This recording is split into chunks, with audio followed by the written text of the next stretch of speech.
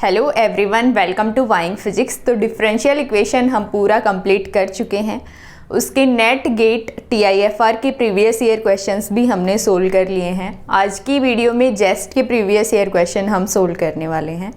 तो आज की वीडियो का फर्स्ट क्वेश्चन है अपना, consider the differential equation where k is a constant which of the following statement is true.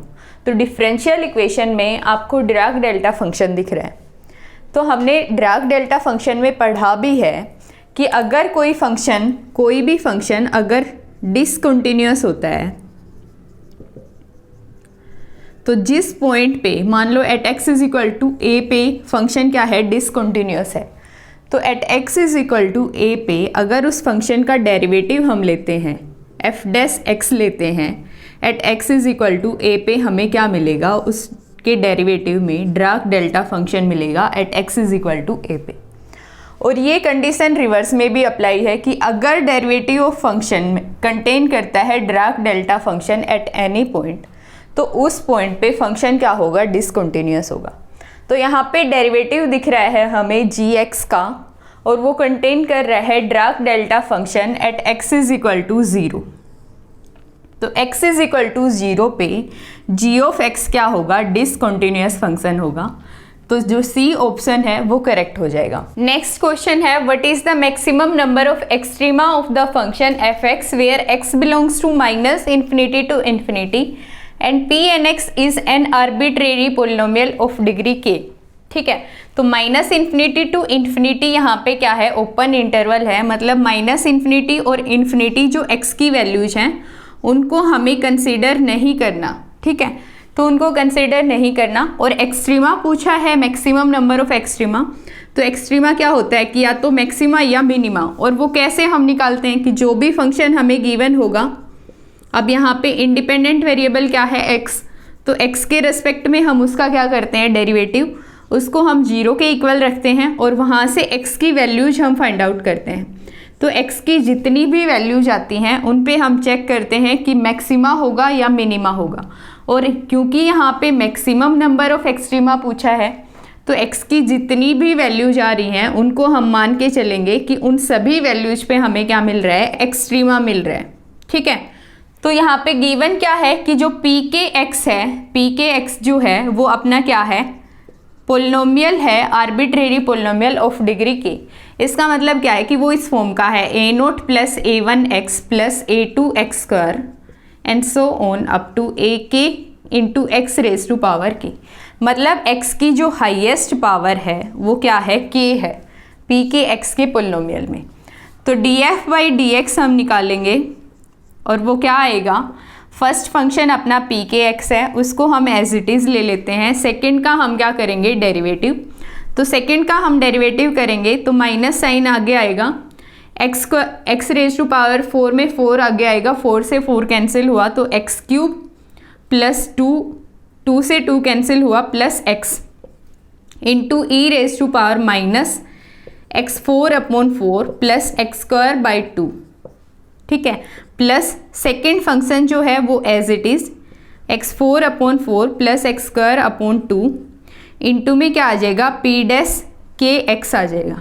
ठीक है, और इसको हम रखेंगे 0 के इक्वल। तो जो ये ई रेज टू पावर है minus X 4 upon 4 plus X square upon 2, वो हमें क्या मिल रहा है, कॉमन मिल रहा है दोनों में। और इन साइड में क्या है, minus of x cube plus X into में क्या है, पी के x plus sign P dash के एक्स इज इक्वल टू क्या है, 0।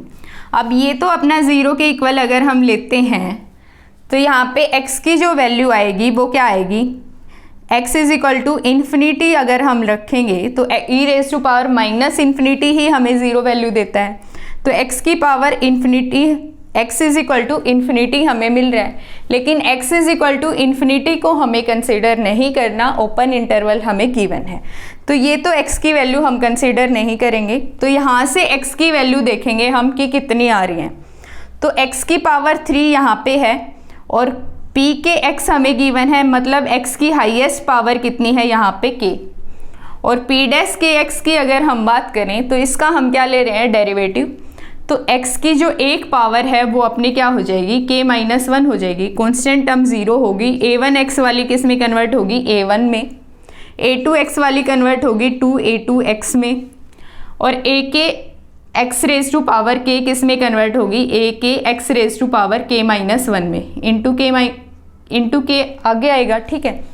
तुम कहने का मतलब क्या है कि यहाँ पे जो x की मैक्सिमम पावर बच रही है p' में, वो कितनी बच रही है, x raise to power k-1, ठीक है। तो यहाँ पे क्या आएगा, x raise to power k-1।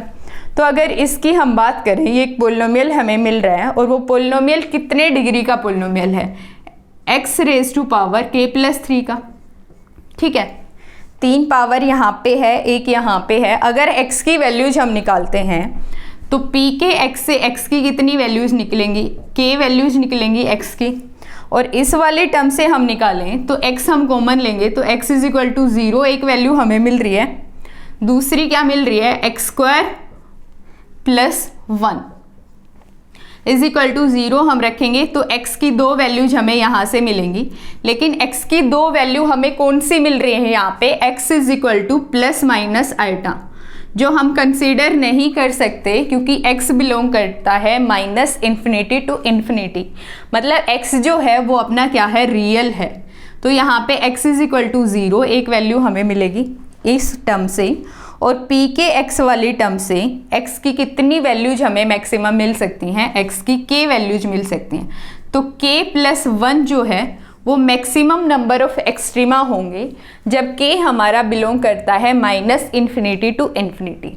लेकिन k+1 आंसर गिवन नहीं है और हो सकता है यहाँ पे माइनस साइन जो है वो आउटसाइड में ना हो, माइनस साइन सिर्फ फर्स्ट टर्म के साथ हो, ऐसा भी हो सकता है। क्योंकि हम जो क्वेश्चन पिक कर रहे हैं वो किसी इंस्टीट्यूट की साइट से ले रहे हैं, जेस्ट के प्रीवियस ईयर क्वेश्चंस। हमारे पास ओरिजिनल क्वेश्चंस तो है नहीं ना, ओरिजिनल आंसर की है, तो ताकि हमें कंफर्म हो सके। लेकिन अगर माइनस साइन यहाँ पे इनसाइड होता है तो उस केस में तो यहाँ पे माइनस साइन आ जाएगा, इस x³ वाली टर्म के साथ सिर्फ माइनस साइन आएगा, ठीक है। तो x³ वाली टर्म के साथ माइनस साइन आता है तो -x² + 1 इज इक्वल टू 0 होगा और x की वैल्यूज क्या आएंगी, +-1 आएंगी, ठीक है। तो उस केस में अपने कितने होंगे, maximum number of extrema k+3 होंगे, ठीक है। तो हो सकता है ये माइनस साइन जो है वो इनसाइड हो, तो अगर इनसाइड होता है तो सी ऑप्शन अपना करेक्ट होगा। लेकिन अगर आउटसाइड दे रखा है तो x की जो 2 वैल्यूज आ रही हैं वो इमेजनरी आ रही हैं और उनको हम कंसीडर नहीं करेंगे क्योंकि यहाँ पे x क्या गिवन है, -∞ टू ∞।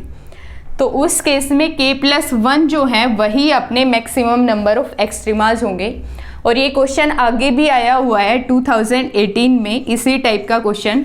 उसमें क्या गिवन है कि -x रेज टू पावर 3 या x रेज टू पावर 4 ही हमें गिवन है, लेकिन माइनस साइन बाहर है और वहाँ पे ऑप्शन आपको k+1 भी गिवन है, ठीक है। अगर आप इस पे ध्यान नहीं देते और आप डायरेक्ट k+3 आंसर टिक करके आ जाओगे तो 2018 में जो क्वेश्चन आया है उसमें भी मोस्टली स्टूडेंट्स ने गलती करी होगी कि वो k+3 ही पिक करके आगे होंगे, जबकि वहाँ पे k+1 आंसर आपको गिवन था।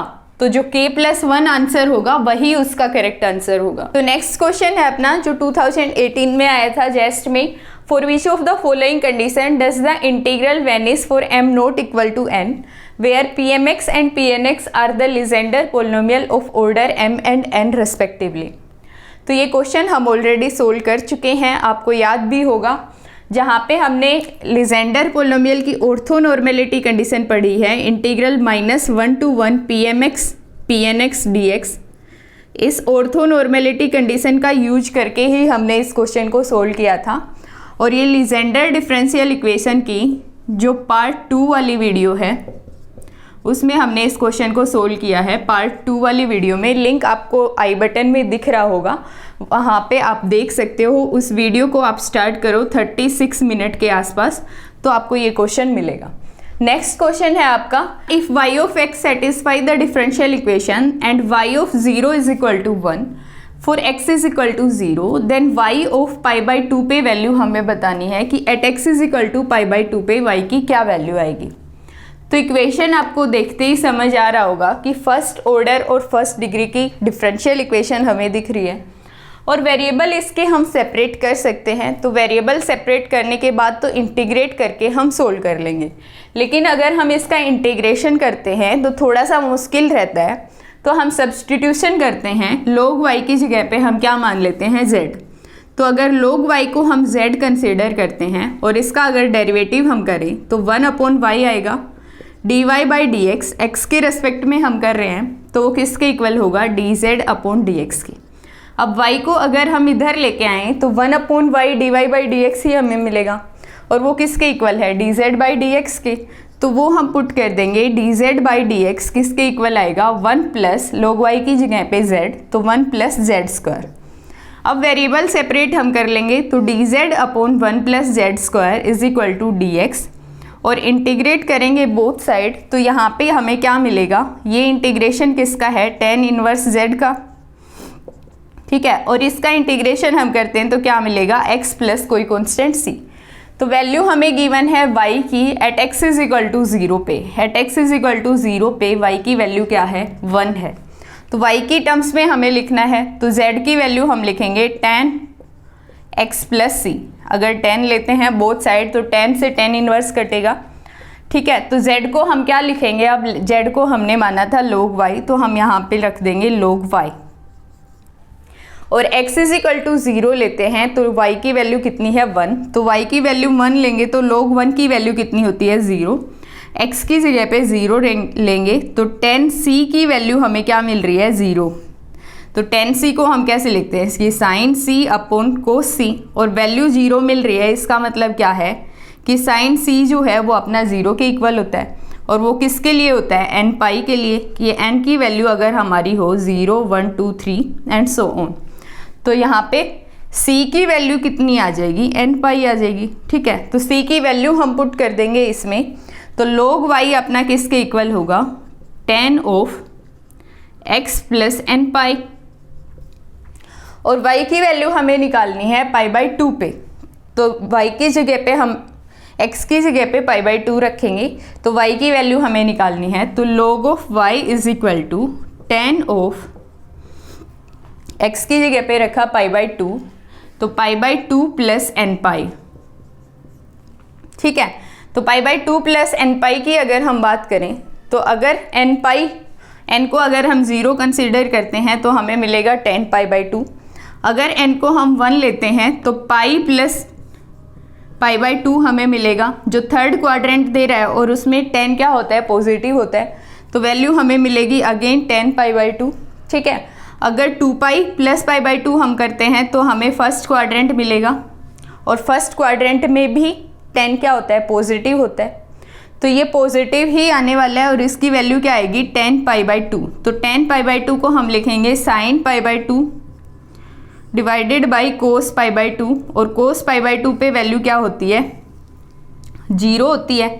तो cos π/2 की वैल्यू हम रख देंगे sin π/2 पे 1, 0, तो हमें वैल्यू कितनी मिल रही है, इन्फिनिटी। तो log ऑफ y हमें क्या वैल्यू दे रहा है, इन्फिनिटी। तो y की वैल्यू भी क्या आएगी, इन्फिनिटी ही आएगी।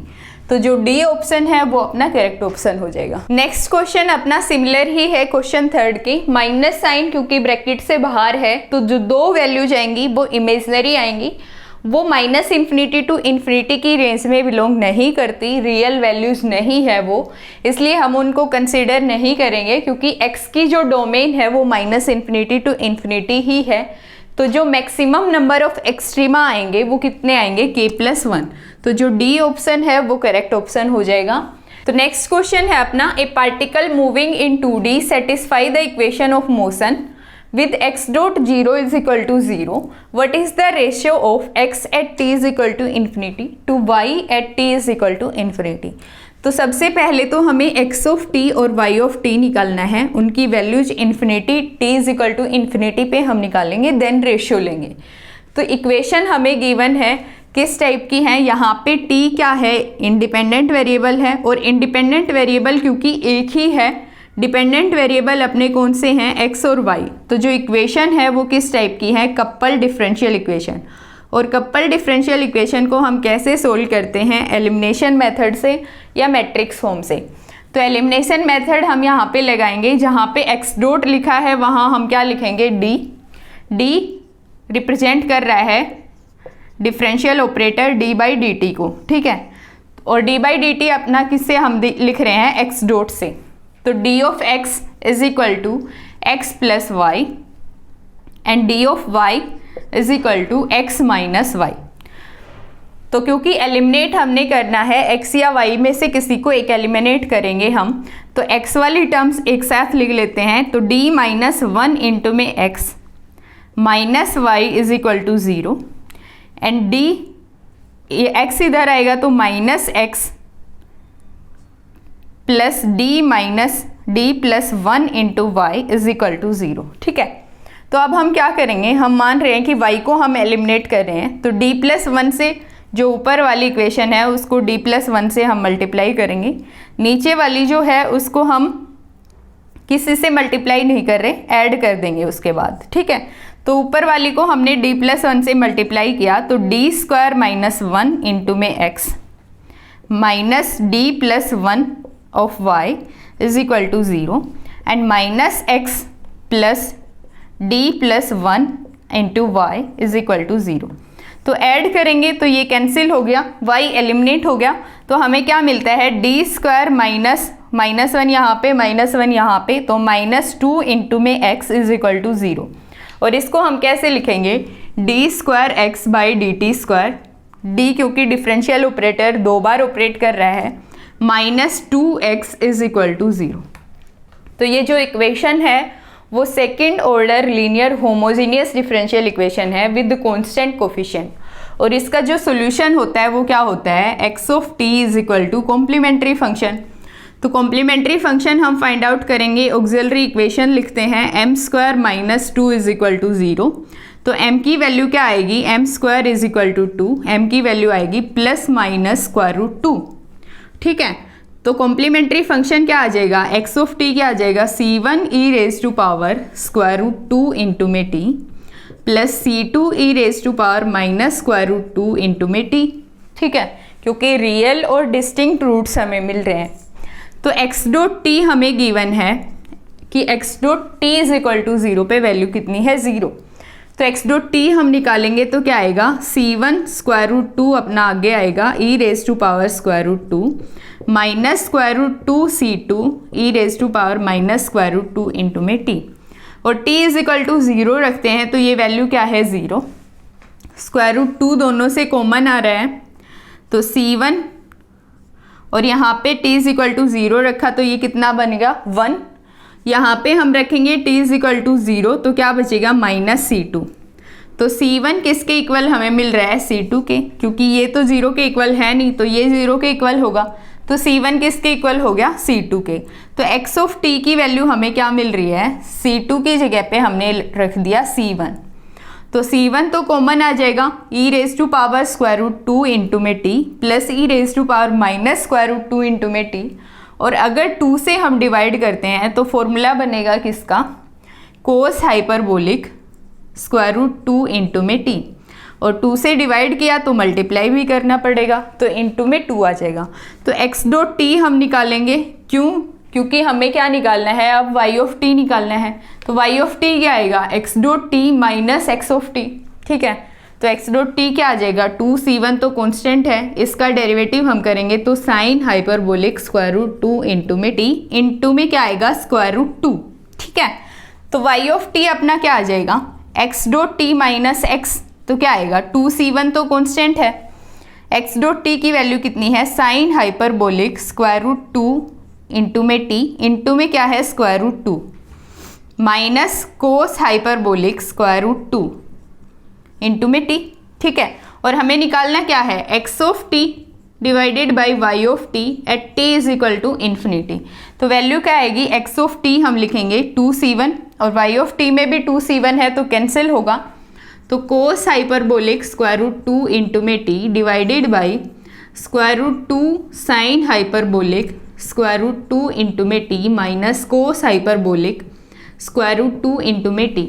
तो अगर नीचे वाली टर्म से कोस हाइपरबोलिक वाली टर्म हम कॉमन लेते हैं तो ऊपर से कैंसिल होगी, और यहाँ पे क्या बनेगा, साइन अपॉन कोस, तो tan हो जाएगा, तो tan हाइपरबोलिक, और यहाँ पे क्या बचेगा हमारा 1, और ये भी क्या हो जाएगा, कैंसिल होएगा, तो क्या बचेगा 1। तो tan हाइपरबोलिक को हम लिखते हैं एक्सपोनेंशियल टर्म्स में, तो कैसे लिखेंगे, x of t divided by y of t किसके इक्वल होगा, 1 upon square root 2 e raise to power square root 2 into t minus e raise to power minus square root 2 into t divided by e raise to power square root 2 into t plus e raise to power square root 2 into में t, ऐसे लिखेंगे -1।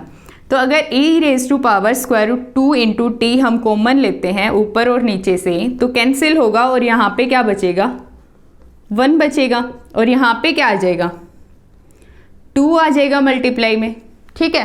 तो अब हम put करते हैं कि x at infinity t is equal to infinity and y at t is equal to infinity.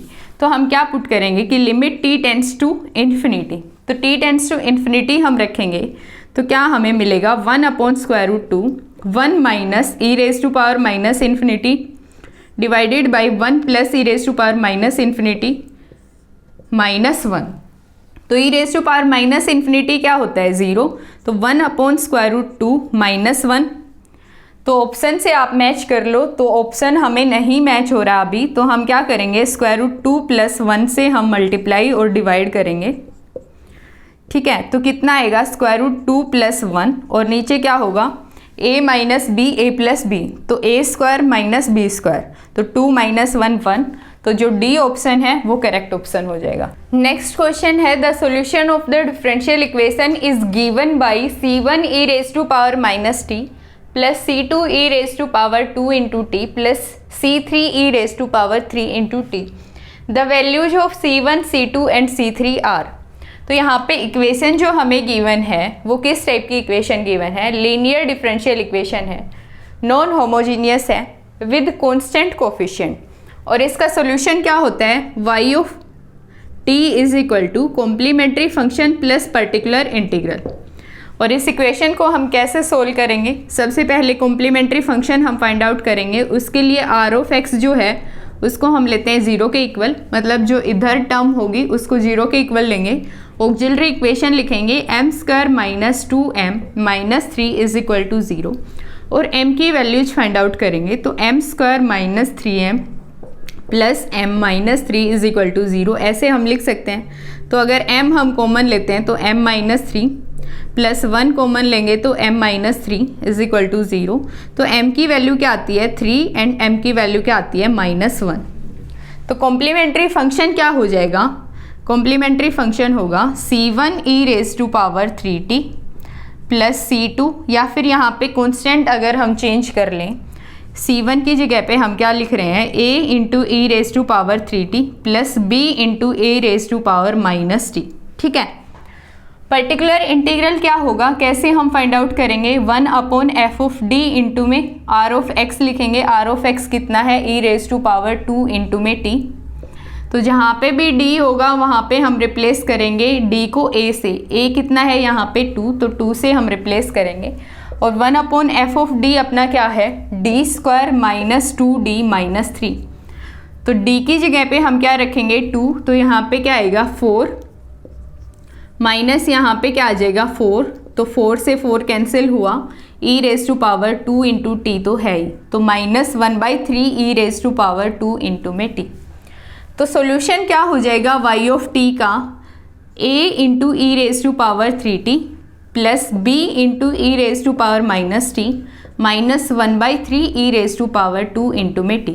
और सॉल्यूशन हमें गिवन क्या है, y ऑफ t हमें गिवन है c1 e raise to power -t plus c2 e raise to power 2 into t plus c3 e raise to power 3 into में t। तो यहाँ पे कंपेयर अगर हम करते हैं तो e raise to power 2 into t का जो कोफिशिएंट है c2 वो हमें क्या वैल्यू देता है -1/3, और c1 और c3 जो हैं अपने a और b हैं वो हमारे क्या हैं, आर्बिट्रेरी कांस्टेंट हैं। आर्बिट्रेरी कांस्टेंट कौन से हैं, c1 और c3। तो उसी के अकॉर्डिंग आंसर हम देख लेंगे कि C2 जो है वो अपना कितना है -1/3 और C1 C3 क्या है आर्बिट्रेरी कांस्टेंट। तो जो बी ऑप्शन है वो करेक्ट ऑप्शन हो जाएगा। तो आई थिंक जेस्ट से डिफरेंशियल इक्वेशन से जितने भी प्रीवियस ईयर क्वेश्चंस थे वो सारे हमने सोल्व कर लिए हैं और आई होप आपको समझ भी आया होगा। अगर फिर भी आपको किसी क्वेश्चन में डाउट आता है तो आप कमेंट करके पूछ सकते हैं। तो आज की वीडियो यहीं पे ख़त्म होती है, मिलते हैं नेक्स्ट वीडियो में।